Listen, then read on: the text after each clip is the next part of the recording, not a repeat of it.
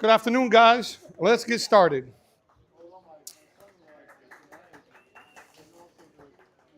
Guys, I want to welcome you all here.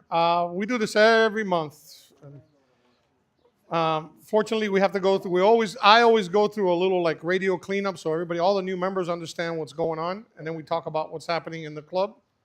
Um, I know some of you are having problems getting into the website, but we can talk about that on one-on-one, and I'll show you what the problem is. Um, I want you to see one of the original founders. He's Mikey. He's sitting right here. He's one of the original founders of the club, with myself and Mr. James over here. We're currently at 766 members. Okay, we're about 500 that are active. They're actually active doing things. Unfortunately, some people just sign up and they just, they linger. They'll come in every once in a while, but active members, we're over 500 that are actually either active on the computer all the time or on the radio. You just don't hear them. There's night shifts, day shifts, middle shifts, end shifts. I don't know what you want to call them, but we're all over the place. I don't know if I guess you all know you can hear my voice. I'm Louis. I'm the club president. We have Jeff, who could not make it today. Is Jeff here? Did he make it? Jeff is the vice president. He's the guy in charge. We divide things in the club, guys, where everybody has a position and they do their part to make everything work, just like you guys, okay? Jeff is in charge of all the repeaters, all right? He's our repeater guy. He's our vice president. We have our field engineer. He's a vice president field engineer. We have Lori over here, who's our chief administrative officer. I know you hear her on the radio a lot. She's really the backbone of this, of my half. She's the backbone of my half. We have Irish over here. He's the chief technology officer. Making this all work is not easy. I really got to hand it to him. He is out of this world when it comes to geeking, okay? I don't know if that's a word, geeking. It is now, right? Josh, I don't know if Josh is watching. Josh, if you're watching, give me a holler on the radio. I think we got a radio on here. Josh is our EOC director, guys. You hear the EOC net and stuff. He's doing a lot for you guys. Hurricane season is here, okay? We're going to talk about that in a minute. And Erica is our sponsorship manager. She's the one who gets all those little contacts, going here, doing this, doing that. She puts it all together, okay? We have chapters. We have chapters. We can't do it all from here because we have repeaters in Broward. We have repeaters in Collier. We have repeaters in Monroe, right? Garth and Jeremy, Garth is out of town. He's in New York, I think. Jeremy's doing something else. He couldn't make it. They're in charge of the Broward repeater. We have Andy at the Collier section, which is Tampa, Naples area over there on the West Coast. We also have Jerry, who's down in Monroe County. Monroe County is all the keys, right? Now, I'll talk to you about that a little bit. I want to let you guys know. Guys, no one is authorized to rebroadcast any of our meetings or our repeater talking, anything, without written permission from the board. Understand that, okay? Another thing is, this is not possible without your donations. There are little scans. Donate if you can. They're on the tables. Hit the donation button, please. It really helps maintain this tremendous system that you're all going to know about. Most of you know about it already. You've been here a long time. Who are our new members? Who? Come on, raise your hand, new members. 1, 2, 3, 4, 5, 6, 7, 8. 8 new members tonight, all right? Guys, read the code of ethics. I don't want to say it to just the new members. I want to say it to everybody, right? Always say your call sign, number 1, after your name. It's important. Trust me when I tell you it's important. No religion, politics, or foul language, and you'll know why in a minute, right? Don't use the repeaters for illegal activities. I heard that on one of the ham repeaters. Something going on illegally. We don't want that here. Don't use it. And it wasn't here. It was when I was up in Orlando. Do not share PL tones. Look, even if I know that Art is in the club, and Art wants to know what the PL tone is, tell him to go look for it. For 2 reasons. You don't know if he's been expired, number 1. But the most important thing is you don't know if he knows how to look it up and program it, because you may not be around next time. So he needs to be, we changed the repeater PL tones. He needs to learn how to go look it up himself, right? I just have to. Yeah, I know. You just asked your son-in-law. He's the geek. So, no music and no Roger beeps. You got that, new members? Actually, I should say old members. Guys, treat everybody with respect and you will be respected. That is like a thing that's unspoken, right? If you hear somebody with a radio check and there's no name after the radio check, don't answer it. Let that person realize, wait a minute, Code of Ethics says I should say my name. Right? First name. We don't want your Jose, Rodriguez, Gonzalez, Gutierrez, Perez. Believe me, we got people with 4 last names. Okay? Strength is in numbers. You guys have heard that? We have numbers. We have strength. Self-monitor the systems. If you guys see that somebody's doing something wrong, don't scold him on the air. Don't do that. You can always pick up the phone and call him and say, hey, look, it should be done like this. You should do this. I've done that many times. Have we not spoken? I know I've spoken to some of you here on the air, off the air, on the radio, and I've told you, look, it should be like this. Like you understand. And this is why we have the community that we have, right? If you have a conversation, you have something to say, this is all for the new members. Use the word comment. You will be heard. If you hear a beep, beep coming back from the repeater, you'll be heard. And they will let you in as soon as they can. They'll say, hold on a second, whatever, or go ahead, comment. You'll be included in the conversation. If you're not acknowledged, I hate to say, they don't want to hear you. It's not your business. Don't get involved. If you say it and they don't answer you, you do it twice and they don't answer you, relax. They'll get back to you, right? The conversation could be very intense and they don't want to break their train of thought before they go give you the mic. This is very important, guys. If someone calls break, this is a well thing known in the ham community everywhere. Break means emergency. Stop what you're doing and listen to them. If they say break because they want to talk to you because they're new and they don't know and they're used to CB language, and in CB you say break, break, break, just explain to them, look, we don't use the word break, we use the word comment. Okay? A lot of things. I want to explain to you why this is important.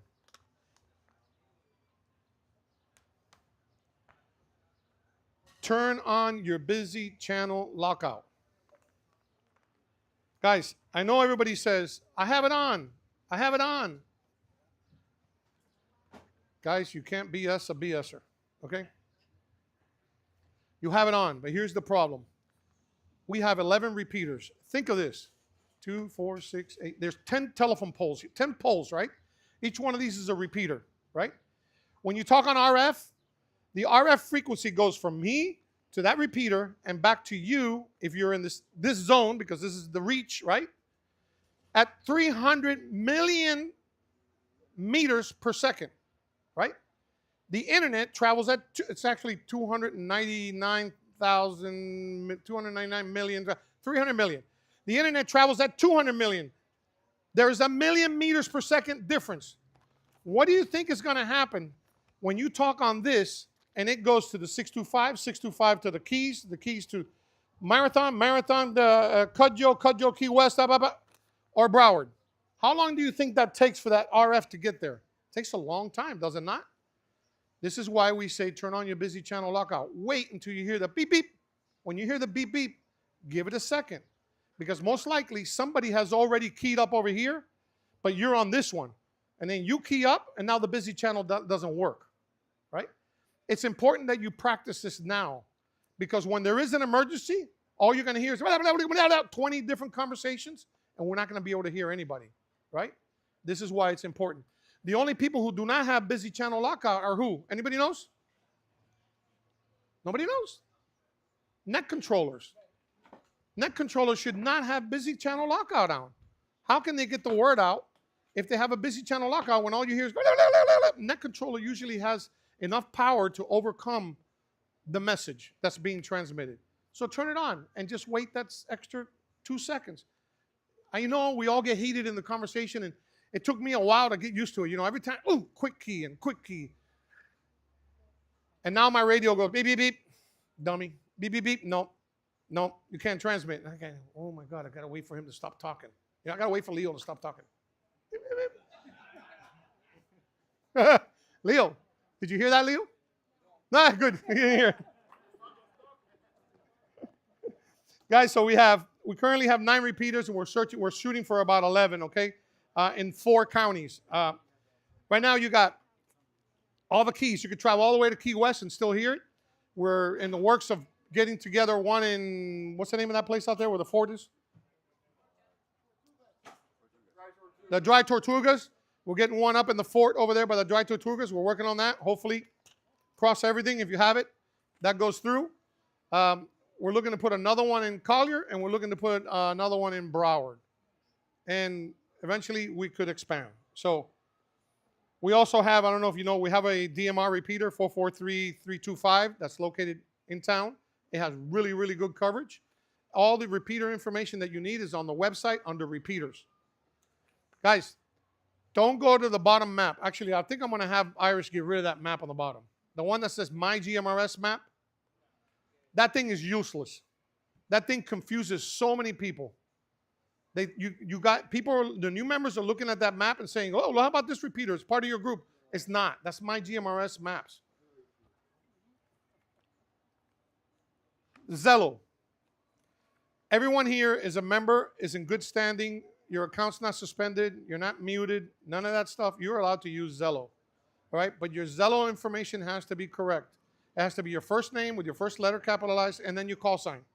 If you want to put after that your handle, if you want to be called How About It, there's How About It right there. He can put How About It right after all that. But the beginning has to be Virgil with a capital V, his call sign, space, his call sign, and then he can put How About It, whatever he wants. Understood? I used him because I like it. It's the same thing with the display name in your website. The display name in the website has to be in the same format. Your first name, your call sign, and then if you want to put whatever, base, unit 2, whatever. Anybody know, any of the new members know how to get rid of a jammer? Or somebody who's being a pain? Ignore it. Anthony said it. He's new. Ignore him. He'll go, eventually he'll go away. You go away. It's frustrating, it is. But he'll go away.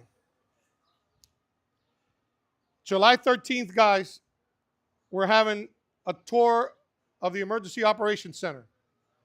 There's a link on the website for you on the events for you to click that you want to participate. Please register. Also, who are our EOC RACES members? We have Bettina, and where's the other one? Where's the other one? Where's Philip didn't make it? We have Bettina, Philip, Ernesto, and Johnny that have applied, have put in their information. We're waiting for their background tests and fingerprints to get activated so they can go do it. But they're going to be your RACES radio handlers at the EOC when we need it, right? We're going to start getting them involved in running the nets. They need to be comfortable. They're all ham operators. They all have their 100, 200, 700, 800, right? They're all ham operators and GMRS operators. And they're going to be over there listening to what you guys are sending them for help, right? So when you red dots or anybody listens for somebody help, calling for help, or any kind of reports, because they need reports. Sometimes it won't be a help thing. Something will be, there's a big ficus tree that fell over the, and you know, Coral Way. When there's no ficus trees, don't fall over Coral Way and block the intersections on Coral Way. Those things are famous for that, right? You may be reporting that to them. It's important. They need to know it. The Weather Channel needs to know it, because that's how they know and track where the storm is going. So I'm going to sit down with the only one I have here after this and talk to her about this. I want to thank Miami-Dade Radio Club. I also want to thank Eddie. Eddie's here from the American Red Cross guys. I don't know if you know Eddie. And also, I mean, what Jimena has done for us with the Dade County EOC. She's taken over the Dade County emergency management. Great. I mean, things are going to start to open up for us in the community. Not just us, but everybody in the community. We have currently 26 red dots. I don't know if you guys ever figured out, you new members, red dots are people in the communities that have decided to be aware of their surroundings when an episode happens, an event. Let's call it an event. It doesn't have to be a hurricane. It could be like when we had floods, right? They turn it on, they start listening to what's going on, they report, net control. You heard, I think you guys heard it last event. We did that on purpose. We weren't activated, the EOC was not activated. We did it on purpose so that we can get people involved and get used to jotting these down on the forms, right? This is a good exercise. This may happen again. We'll see what Josh says. You know, if Josh decides when the storm's coming, hey, let's try it and let's see what happens, we'll find out. Josh will make the decision. The red dots are important. There are many areas in the county, and especially in Homestead, that there are no red dots in Homestead. There are no red dots up north. We need people that can become red dots, but there's a little dedication for that. You have to take your 100, 200, 700, and 800 ICS courses. They're free. You can do them online. Did anybody hear the kids net last night? Turn this thing around. Can you turn it around?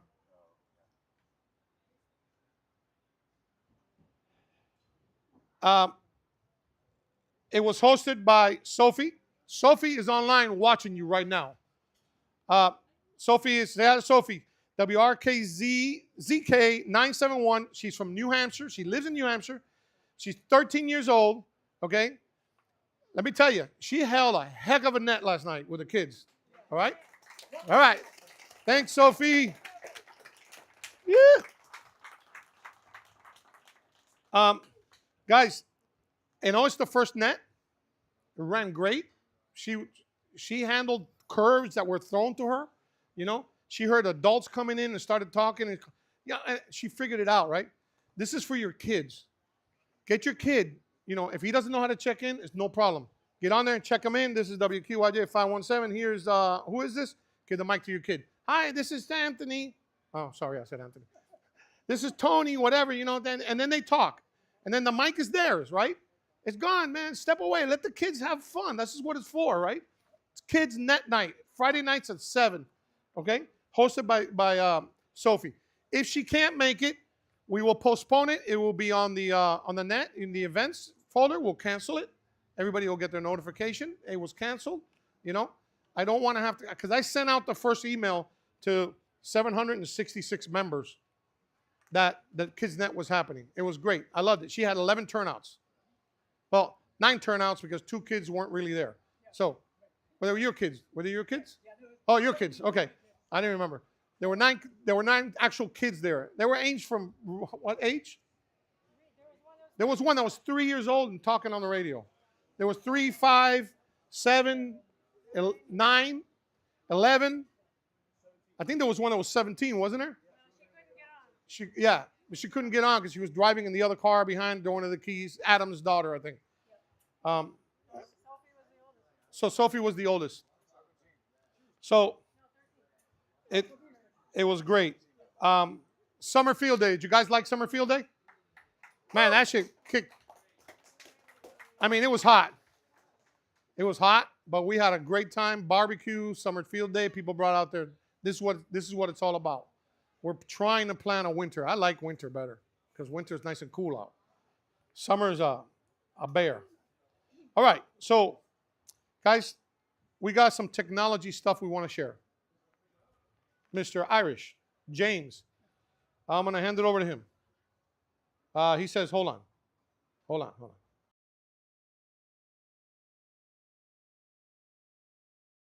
Wait, don't walk away yet. Oh, don't walk away yet. There you go. Ready? Hey guys, how's everybody doing today? All right, I'm gonna do a quick radio check, make sure everyone can hear me. Right? Yeah, good. Yeah, I have the lowest tone on the radio, so everyone always says my modulation's low. My modulation's fine, it's me. I suck. I don't speak up very well, but I just want to say hi to everybody. So we've had we have quite a few updates. First off, I'm gonna go with the website. So as you know, we've added the Kids Net to the events. There was a great turnout. Sadly, I had to miss it because I had to work 16 hours that day. But I was trying to listen in, and it sounded good for what I could hear. But on the website itself, we are cleaning up some stuff, as you said earlier, with the state repeaters. A lot of people are getting confused with those, thinking that those are part of our repeaters. The state repeaters was just a database of all the repeaters that have registered out there between multiple networks. We've done a lot of checks on those repeaters, and a lot of them are either inactive, locked out with PL tones, or the owners are just MIA. It's an old database, and it's how it kind of works. We're working on trying to populate a more current one. It's hard though because you have to kind of ask repeater owners to check in on a monthly or 6-month basis, some sort of periodic basis, because as we all know, we like to tinker and we like to change things around. So we'll say a repeater's there, but then 2 days later it might not be there. And that's part of the game though. That's why we try to provide you guys with that information out there. Remember, Repeater Finder and stuff like that is out there. Most of those are pretty good.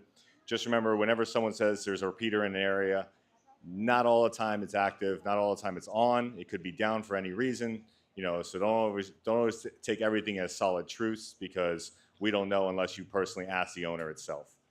Other than that, for the new operators out there, welcome to the club, guys.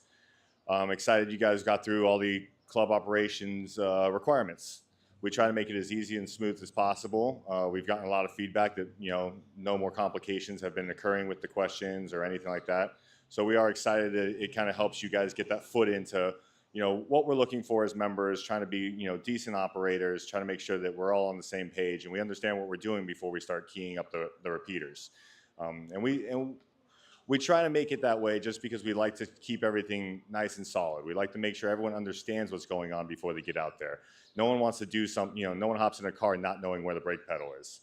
So we want to make sure you guys know where everything is, how everything works, and yeah, I mean, every once in a while you can't find that brake pedal. What brake pedal? We're in Miami. We just keep going, right?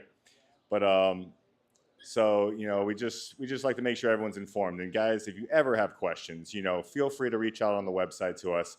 Feel free to get on the radio and start asking questions. That's what it's about. I mean, I know Leo for 90% of the morning is just, going down some rabbit hole of questions, and they just go on and on about antennas, ground planes, cable lengths, cable types. That's what this is about. If you have a question, don't be fearful to ask it. No, there's no question, but the only stupid question is not asking the question in general. So I'm happy everyone's having a good time with that. And again, welcome to the new members. As for the tones and everything, our tones have stayed the same. Commercial DMR is still in the works. It's taking a lot longer to allocate these channels than expected, but that's where we're at. We're waiting for allocation. I think the way this year has been going, everyone's kind of overworked, so that's really what's going on with that whole situation. On to the big stuff. Meshtastic has been working pretty flawlessly. It's been moving around. We've kind of taken a little break on the hardware side for right now, and we'll get to that update why. But the Meshtastics have been working. They have been pinging all over the place. I get tons of nodes on my local repeater at my house all the time. Yeah, the keychains have been kicking butt on that. But the best thing about the Meshtastic is I love the community involvement that's going on with it. I'm looking at the chats. I'm trying to keep up with you guys. I work all day, and then I get home, and as soon as I get home, my phone connects to my router at my house, and all of a sudden it's like, boom, it's just like messages galore. That's awesome, guys. You guys are using it, you're utilizing it, you're making sure it's working for what you want to, and you're pushing the boundaries of it. So it is doing good. As for the hardware side, we're still working on routers, like giving you guys an option for a base router, something that's streamlined, more watertight. As you see, we had those storms come through a couple weeks ago, the nasty rain for days and days and days. We lost about two units in that, which was quite fun. One actually got blown off, and one somehow water decided to somehow get through all the waterproofing mechanisms. But that's Florida in a nutshell. No matter how good you think something is, there could be a vulnerability that we're unaware of. So That's one of the reasons why for the base station one, we've been trying to wait and trying to feel it out and make sure we have all bases covered, because with this Florida extreme weather, you got sun all day and then instant rain right afterwards, and that's a shock on a lot of components. You have plastic components holding these things. There's a lot of shrinkage, gaskets go bad, stuff like that. So we are coming up with one. Our current model running right now is actually doing quite solid. We're just making sure it runs through all the vigorous elements of the Florida heat and rain. Onto the new topic is our node system. So everyone knows that our nodes are interlinked together. So we have our nodes connected, and this provides communications from Key West all the way to Fort Lauderdale, and even Naples and other places outside of the Miami-Dade County clubs or the South Dade GMRS clubs. Recently, we have parted ways with GMRS Live. GMRS Live enshrined some new policies trying to remove Zello from the systems. Being that Zello is one of our founding elements that we gave to you guys as a second course of communication, we did not want to pull away Zello, because you all are here and you're hearing this announcement today that they wanted to pull away. But if we had one member that utilizes it that did not get that message and was in an emergency, they would be lost out there with no communication. We gave them something. We promised it would be there. We're not going to take it away. And that's kind of our policy, is if we're using a line of communication, we're going to listen to it, and we're going to try to keep it incorporated. And sadly, when someone tries to tell us to take it down, we had to say, sorry, that's against our policies, so we'll just have to part ways. We're currently working with a new network that I created. It's called GMRS Hub.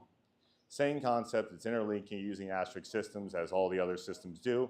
But this system is called the free network. It basically allows us to do what we want to do in our terms, and we're allowed to do whatever we want to do. It leaves it up to the users to actually use the network how they want to. There's no stringent policies. There's no deauthorizations.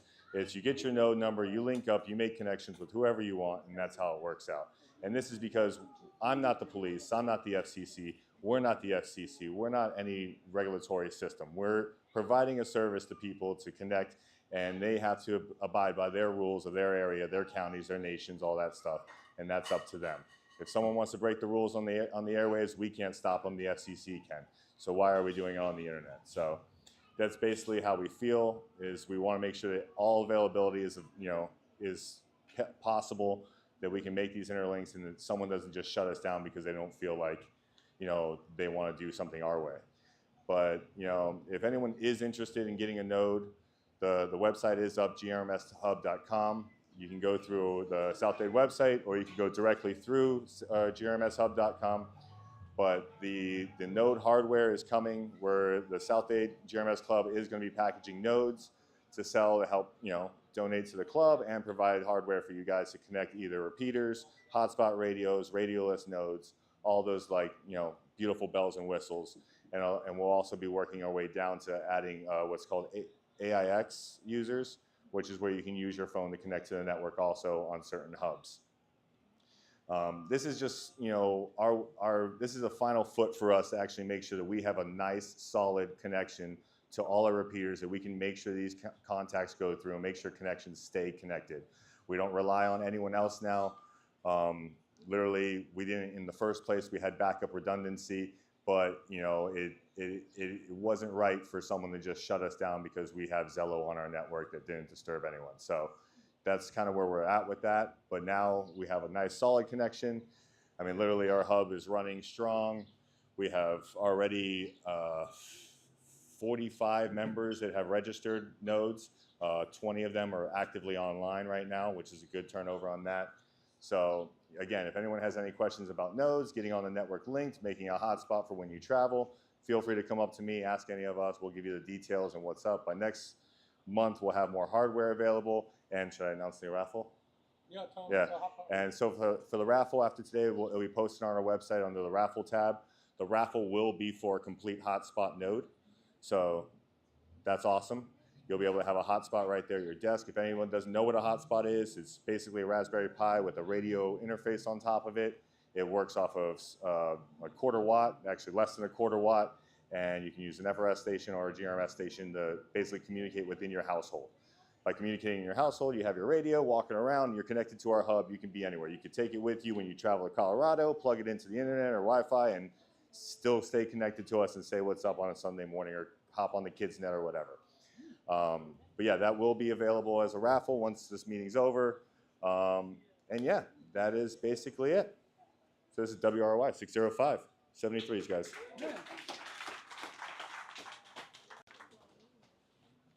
Thank you, Irish. Guys, Hotspot Radio, man, those things are great. You guys hear Jeff on the air? You guys know who Jeff is, right? You hear him? He's all over the state of Florida. He travels in his truck, and you think he's here on RF, and he's talking to you from his semi. He's got it in a little, I don't know, what's that called? Ammo box. He's got it in a little ammo box with a little battery. He plugs it into a cigarette light or whatever. It keeps it charged, and he talks from his HT to it. It talks to the internet, and it talks to, you think he's sitting right here, and he's upstate Florida and the Panhandle, whatever. And Jeff, where are you today? Oh, I'm up here in the Panhandle. Really? It's great, man. Hotspot radios are, these guys, leave it to the geeks. All right. I want to bring up Mr. Lloyd Kurtzman. I don't know if y'all, Lloyd, will you introduce yourself? Your position and stuff? I don't even know who I am. This way. I don't even know who I am. Here you go. Good afternoon, everybody. Welcome. My name is Lloyd Kurtzman. For those of you that don't know me, I'm the Miami-Dade County RACES officer from Miami-Dade County Emergency Management. We are in charge of all the communications in the event of an actual emergency. As you all know, it all runs out of the Miami-Dade EOC, which is located at Miami-Dade Fire Headquarters at the moment. That's where it's always been. But the reason I say at the moment is they're in the process of moving it. There's no date yet when it's actually leaving. But we are going to be moving to what's called the Lightspeed building. We were supposed to go a long, long time ago. It's where the actual police and 911 centers are located. Fire is still at headquarters, but fire is also going to the Lightspeed building. For those of you that know South Dade, or North Dade, I should say, it's actually off of approximately 108th Avenue and Northwest 25th Street in that area. It's a big building.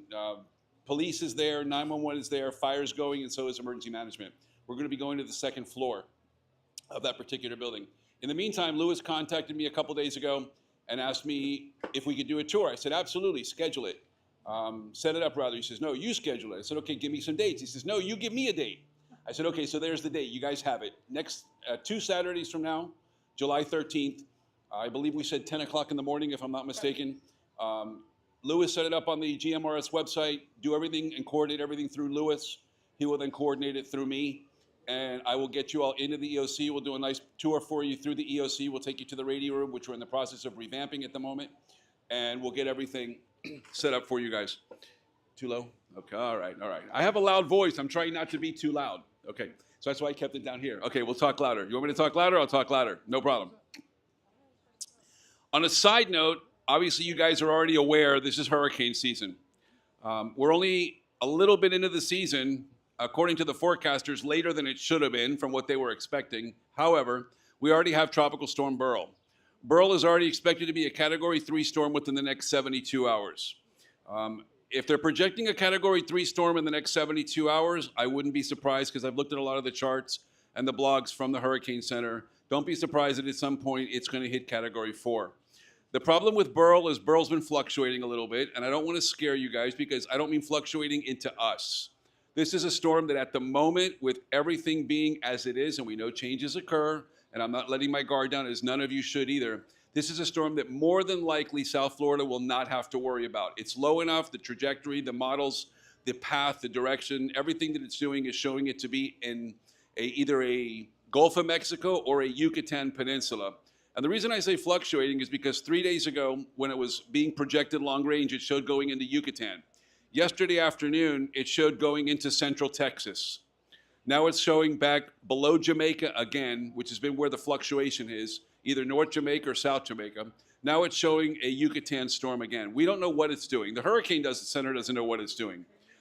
If you're interested in learning or even listening about what's going on with hurricanes, and those of you that are amateur radio operators that either have even your technician, because you're not going to speak, you're just going to listen, and have an actual amateur radio station set up with your house for HF. I know a lot of you guys have just your technician and you have 10 meters maybe in your car.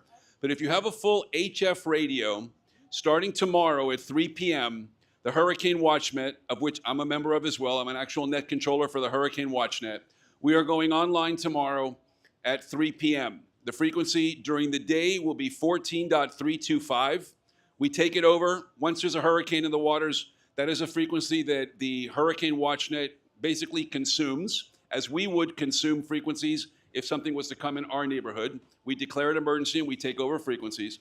The Hurricane WatchNet takes over 14.325 during the day, which is on 20 meters, and they take over 7.268, which is on 40 meters after 7 p.m. It all depends upon propagation. As propagation stays good, they'll stay on 20. If it goes sour, they'll go to 40. If it disappears completely, which it has done, they'll just stop transmitting and stop taking reports. What is the Hurricane WatchNet? There's a members group, there's a net controllers group, and there's a bystanders group. You can just Google Hurricane WatchNet. You can get into a lot of the areas as a civilian, whether you're, because you can't become a member unless you're actually a net controller. But as a civilian, you can see a lot of the important stuff and a lot of the data that's on the Hurricane WatchNet page, which will teach you a lot of stuff. There's a lot of good information about what we do, how we do propagation, and all that kind of good stuff. Of course, you can always go to NOAA.NHC, which is the National Hurricane Center page, excuse me, which is technically the only page you should be following. I know there's 1,000 people out there in the world that claim to be meteorologists, and we all have social media, and we look at Facebook, and we look at this guy telling us this and this guy telling us that.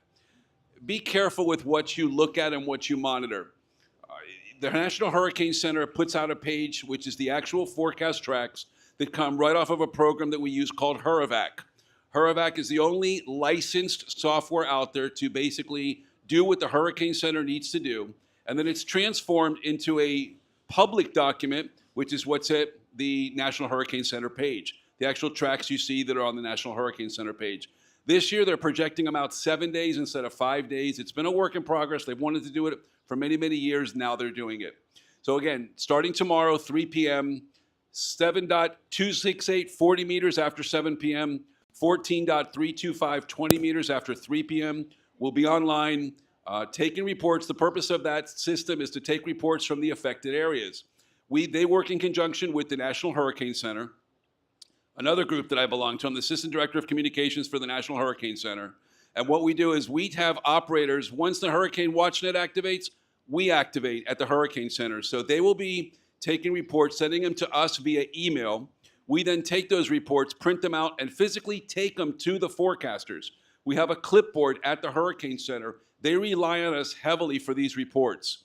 So they actually use those field reports to assist with the actual information that they're getting from models and from runs and from all the other stuff that they use. There's nothing better than an actual report that comes out from somebody that's unfortunately living the event as it happens. So again, Hurricane WatchNet, if you have a HF radio, you don't have to be licensed general, licensed extra, because you're only going to be listening. You're not going to be talking.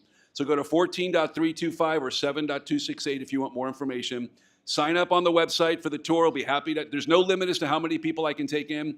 So we'll be there on the 13th to do the tour. And anything you guys need, feel free to reach out to me at any time. Thanks and be safe. Thank you, sir. Appreciate it. Guys, we're almost done. Here, turn that off. How many of you guys are Puerto Ricans? Come on, don't be afraid to say you're Puerto Rican. All right, well, we got Puerto Rico hooked up, okay? They just finished their connection. They're going to be on tonight. I'm gonna hook it up for a while so you guys can talk to Puerto Rico from here, okay? We can talk to Texas. Eventually, we'll be talking up to New York. But Puerto Rico, I believe, has finally finished their network system over there. Right, Irish? They're tweaking it. So as soon as the geeks do all their stuff, yeah, we're gonna flip the switch so you guys can talk to Puerto Rico. It's important. Why? Where do the hurricanes come from? Most of them, right? If a hurricane's going to hit Puerto Rico, you want to know how bad it is, right? Where are you going to hear it better than from people on boots on the ground? You guys are boots on the ground. They're boots on the ground, right? We'll flip that switch and we can hear the reports that are coming over. We may just put it as monitor so we won't interrupt their communications, but we'll be able to listen to what's happening in case somebody here decides to go, hey, wait, what's going on? No, you get it? We may put it on monitor or we may put it on full communications. It's super important. I know that the EOC would love to have that kind of information coming in from over there because, I mean, they're in the front door of hurricanes. We got that. Guys, if you bought chocolates, okay, she has the chocolates for you. She's got them in the cooler. If you're not, you can come over here. You can order chocolates before you leave. Take them. You don't have to get them. You can get them now if you're going to eat them. That's up to you. But Renee's got them all here.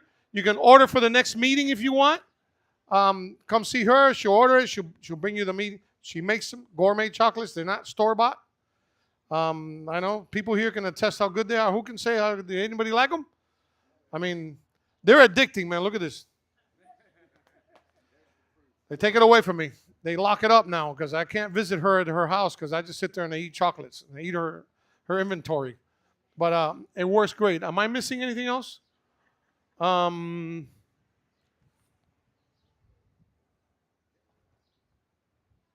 Oh, yeah. Guys, learn to program your radios. Look, I'll help everybody. And I'd like to help somebody and teach you. That's why I don't pick up your radio and take it home and program it and give it back to you. I usually get on the computer with you on the computer so you can. I'll be in my house, logged into the computer, so you can see what I'm doing, so you can understand what I'm doing. But once, twice is enough. After that, no. Everybody goes to YouTube University. Let's hit YouTube University. Better yet, why don't you go to our university? We have a learning center on our website that shows you how to do things, how to program, how to use the software. It's there. It's there. Go to the learning center, right? Learn to program it. It's not, Philip, be back there. Did I do it remotely with you on your computer? I did it remotely with him on a computer. All right? He learned it. He learned it so much, he went and bought his own cable to program his own radio. Heck, where is it? He even bought me a cable, and he said, here's a good cable that you don't have to worry about the chipset and this and that. He got a cable for me. I brought my cables. I got like 15, 20 cables in the car to program people's radios. Learn to program your radios. It's super important. Why? If something ever happens to your radio and I'm not around or somebody's not around to program it for you, how are you going to use your radio?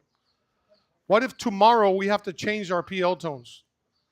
Everybody's going to go crazy. Nobody's going to know how to change it. Learn. Learn to do it on the faceplate. Even better, right? Okay. Anybody got any questions? Which is something I'd never ask, but I should. Anybody have any questions? Come on, guys. What? How do you do what? Oh, my God. Give me a hammer. Give me a hammer. Dime.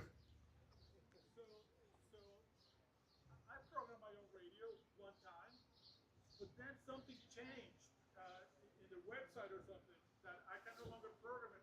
And then, well, not only that, so I like to program, like the bow thing.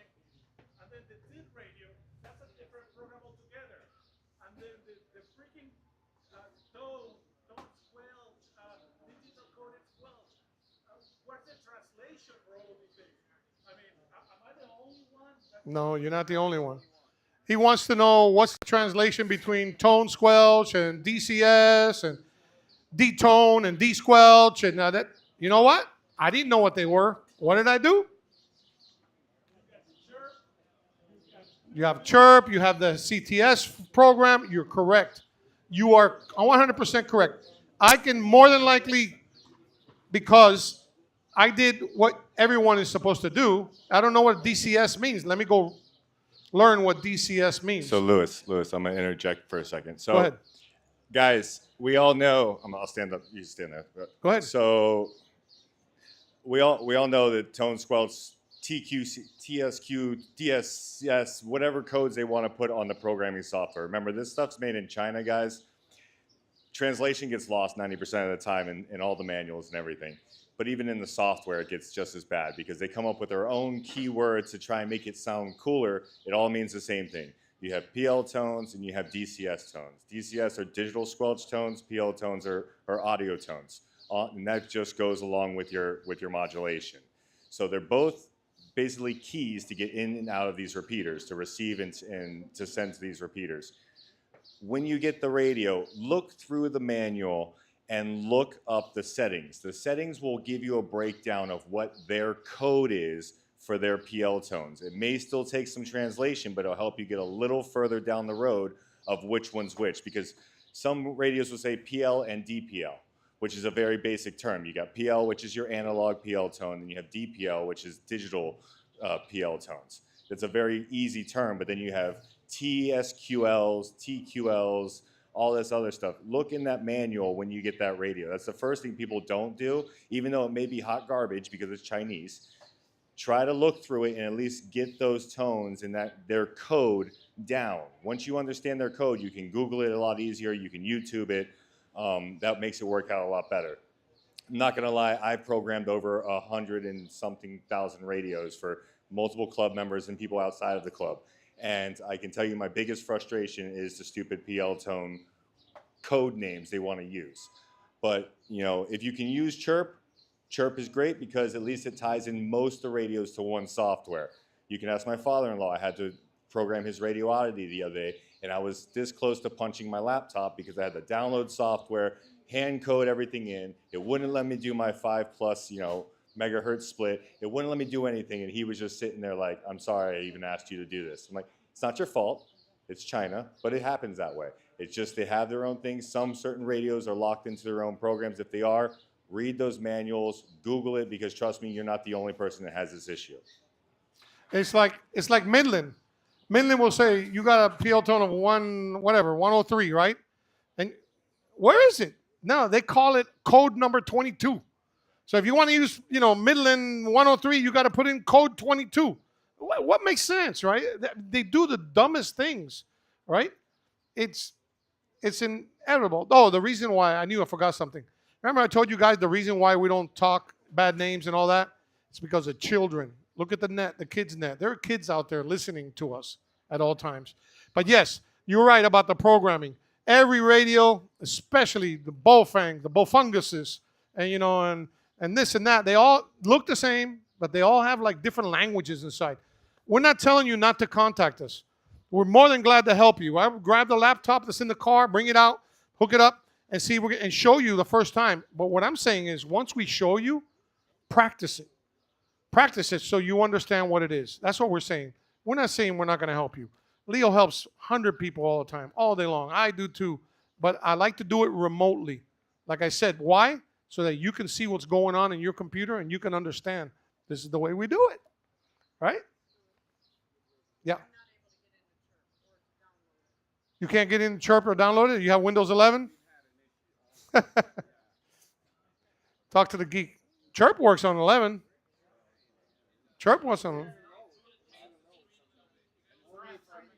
Oh, it could be the laptop or something. Who knows? Anyway, guys, we're gonna turn the fans on now because the fans were off because we can't hear with this. Okay, so thank you for coming. Don't forget, if you got chocolates, you have anything to say, Lori? Oh, yeah, Iris said we're going to have a raffle next month. It's going to be on the website. It's for a hi-hat radio, whatever. Hotspot radio. Anything else? Remember, you got your chocolates. Come get them with her before you leave, because if you leave and you get it, I'm going to eat them.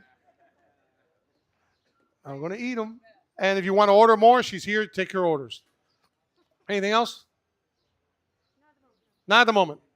Thank you, guys. Enjoy your lunch. You probably already have. I'm going to eat now. Can you order my food? Thank you. Yes, Lloyd. Huff. Hello, hello, hello. Hello, hello, hello. I'm working on it. Hello, hello, hello.